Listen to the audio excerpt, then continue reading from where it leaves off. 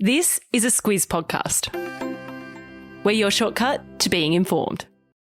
Squiz Kids! It's your daily news fix. Fun, free, fresh. Hello and welcome to Squiz Kids Today, your fresh take on what's happening in the world around you. I'm Bryce Corbett. It's Friday, August 26. In Squiz Kids Today, Dinosaur footprints revealed in riverbed. Teen pilot breaks a Guinness Record. Big weekend for the AFLW and Australia's best vanilla slice. That's what's making news, kids style. The lowdown. You've heard the saying that every cloud has a silver lining, right?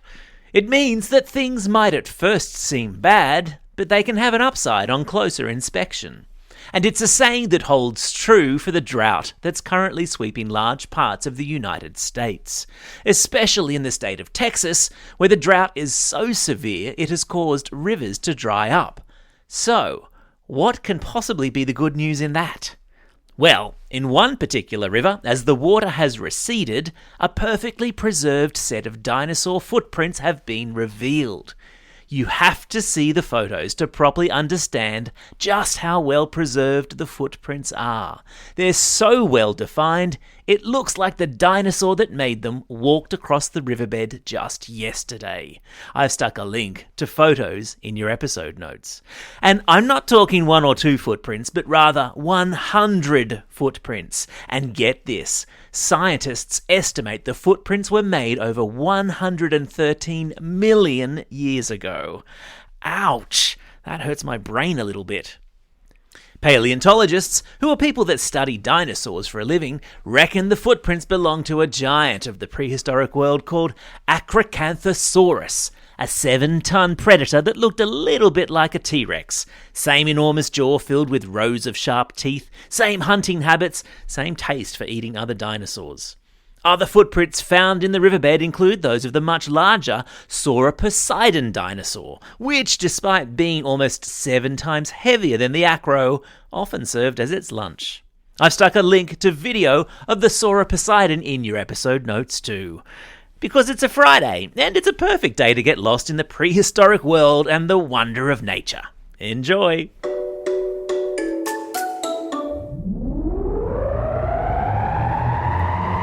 Spin the globe. Each day we give the world globe a spin and find a news story from wherever it stops. And today we've landed in Bulgaria, where a 17-year-old teenager has become the youngest person ever to fly solo around the world.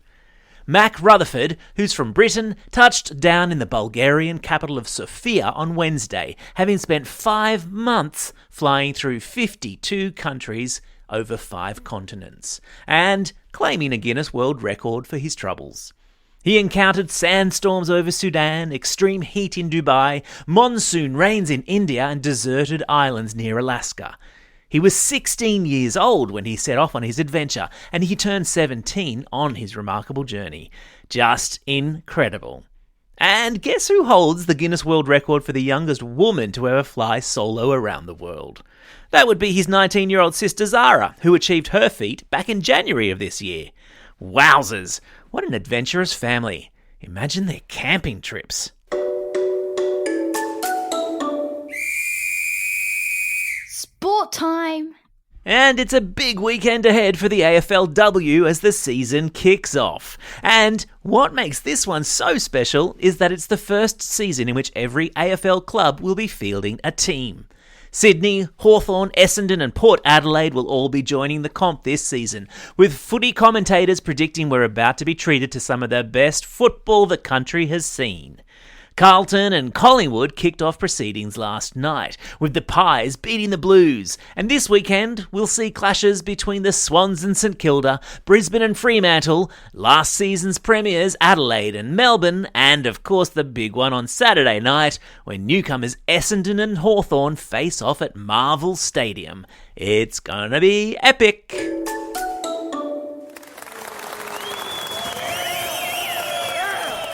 Squiz Kids salutes.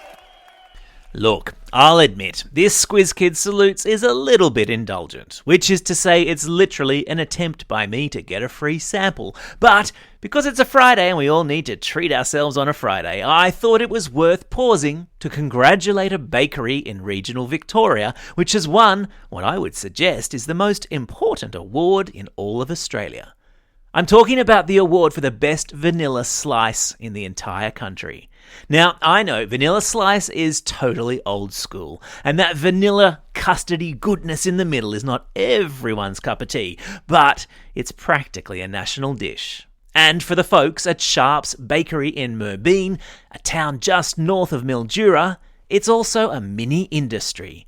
They've just won the award for best vanilla slice in Australia, the 5th year they've won it.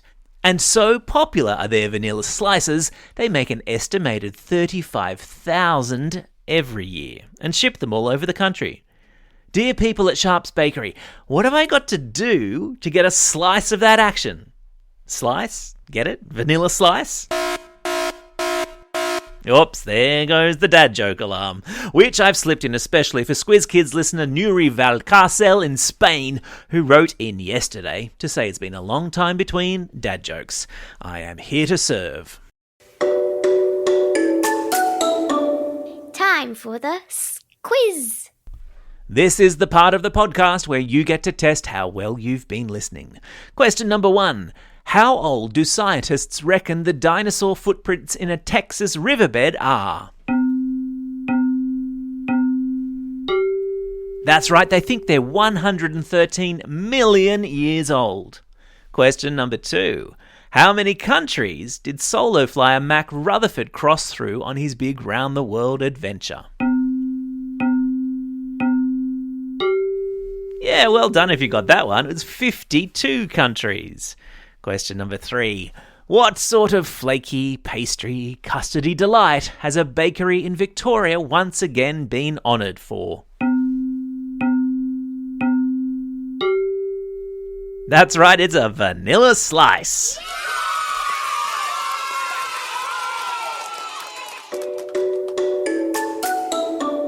Shout-outs.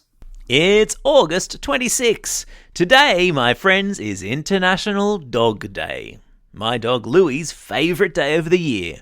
I reckon I'm off to the butcher shop straight after this to get him a bone.